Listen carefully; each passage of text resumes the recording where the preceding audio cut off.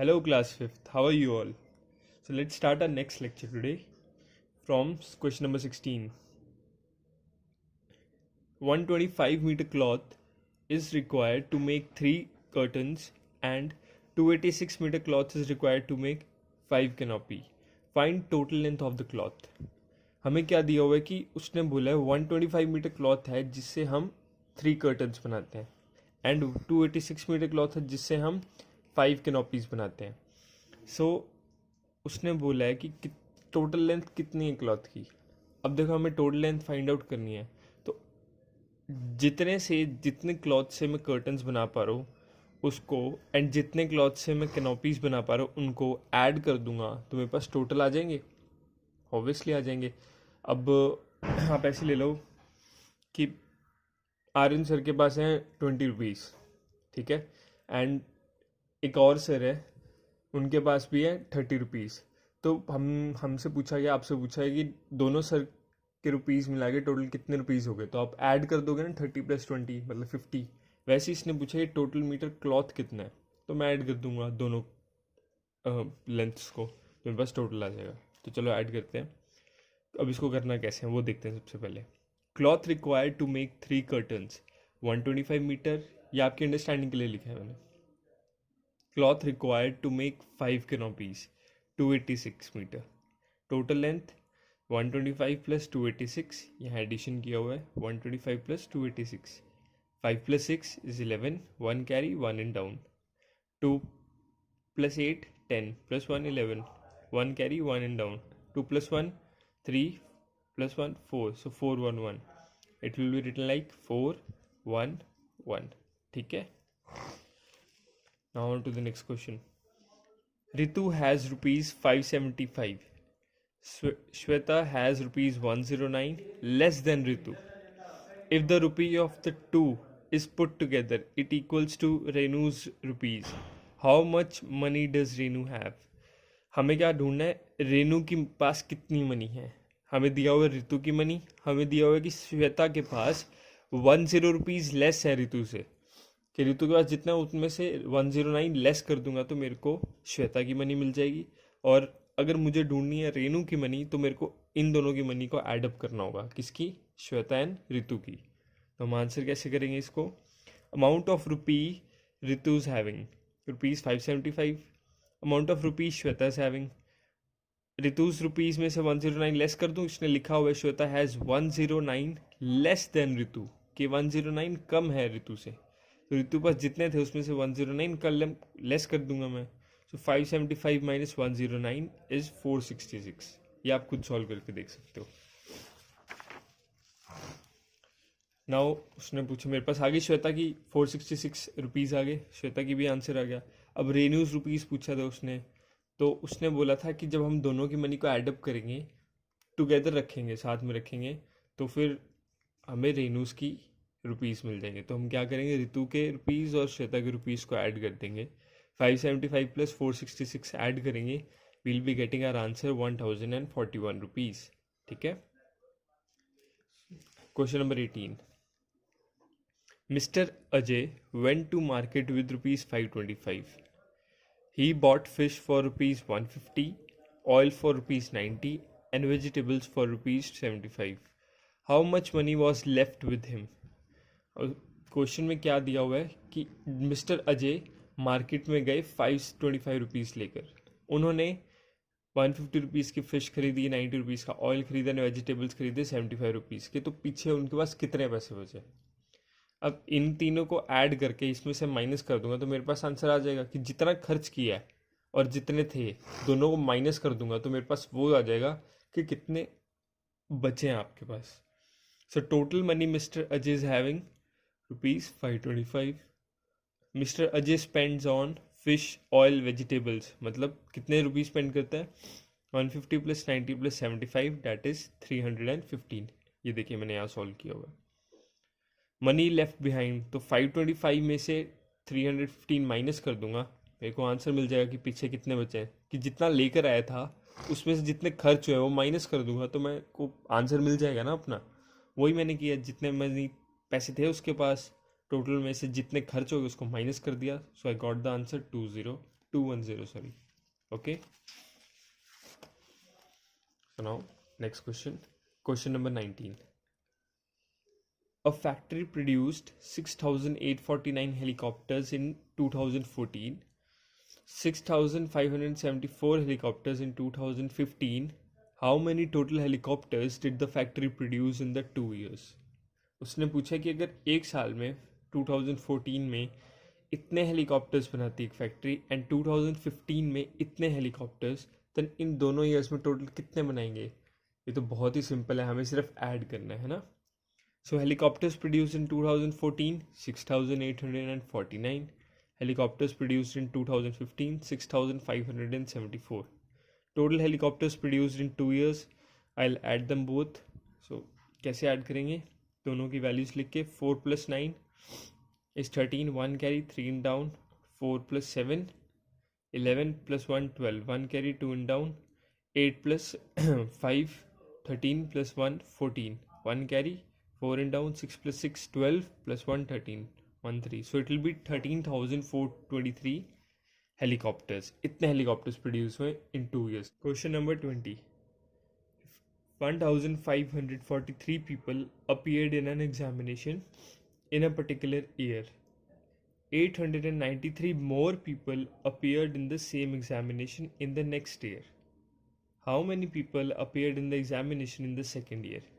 तो क्वेश्चन में क्या दिया हुआ है कि फर्स्ट ईयर इतने पीपल्स ने, मतलब 1,543 पीपल्स ने एग्ज़ाम अपीयर किया, और सेकेंड ईयर इतनों ने उसमें ज़्यादा किया, मतलब 893 more people appeared in the same examination in the next year.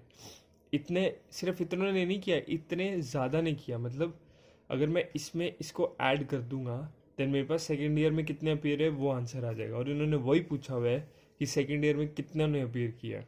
So people appeared in first year 1,543.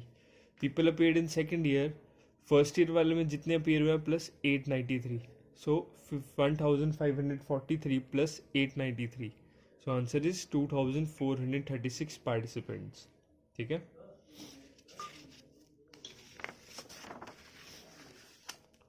Question number 21. The sales turnover of a company. Turnover मतलब जब पूरे साल का कितना कमाई हुई है, प्रॉफिट है लॉस, उसे बोलते हैं turnover. The sales turnover of a company in 2015 was rupees 4,748 crores. In 2016 the turnover increased to rupees 5,287 crore. What is the increased in sales turnover in 2016? उसने बोला है कि 2015 में इतने करोड़ थे और 2016 में इतने करोड़ थे, तो कितना बढ़ोतरी हुई है, मतलब कितना बड़ा है अमाउंट, कितना ज़्यादा प्रॉफिट बढ़ा है. तो मैं ज़्यादा में से कम को माइनस कर दूंगा, मेरे को पता लग जाएगा कि कितना बड़ा है, बीच में कितने स्पेस है.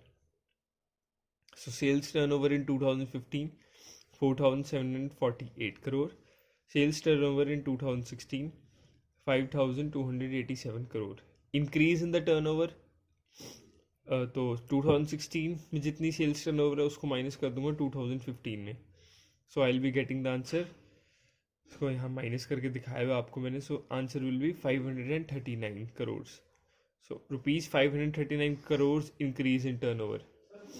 Rupees 539 crores increase in turnover. Question number 22.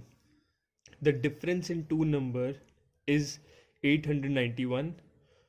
If the greater number is 1561, find the other.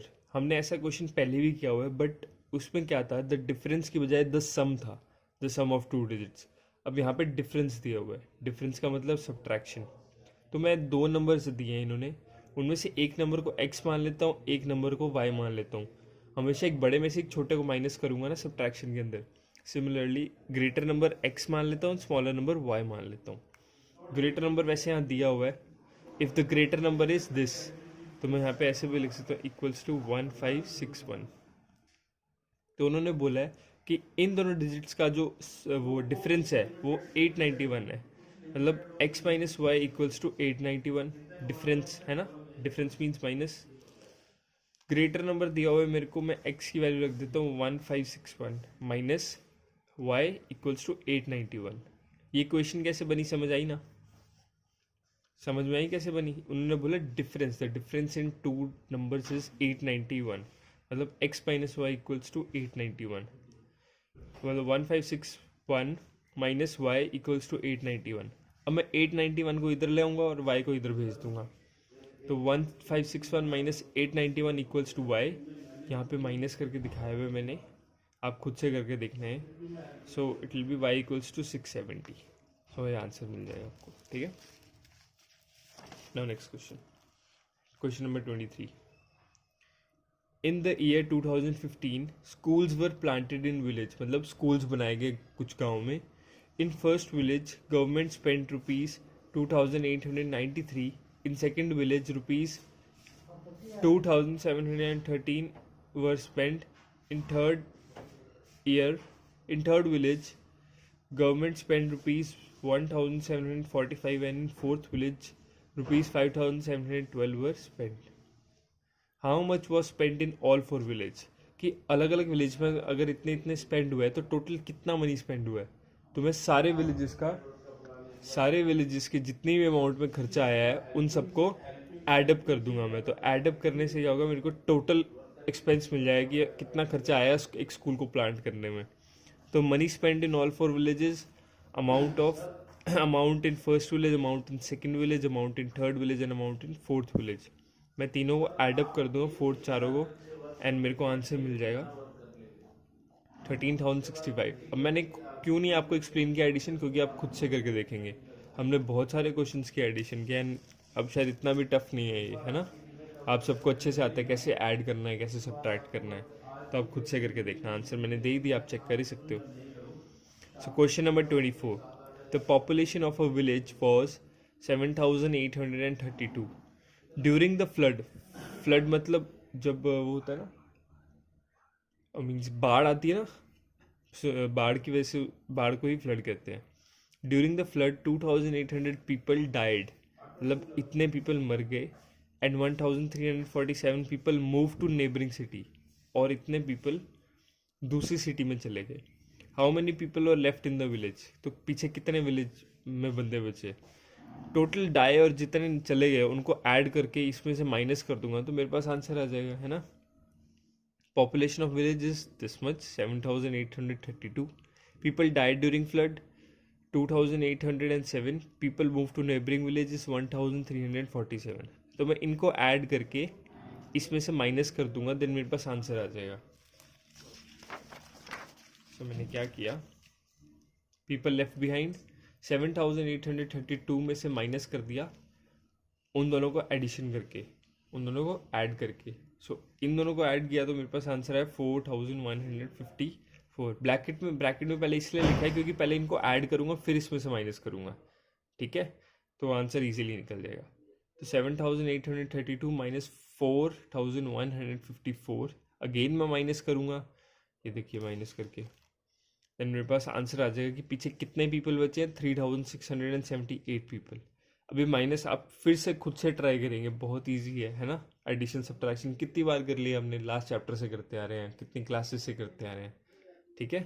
तो थैंक यू बच्चों, ट्राई करना है सब घर पे आप।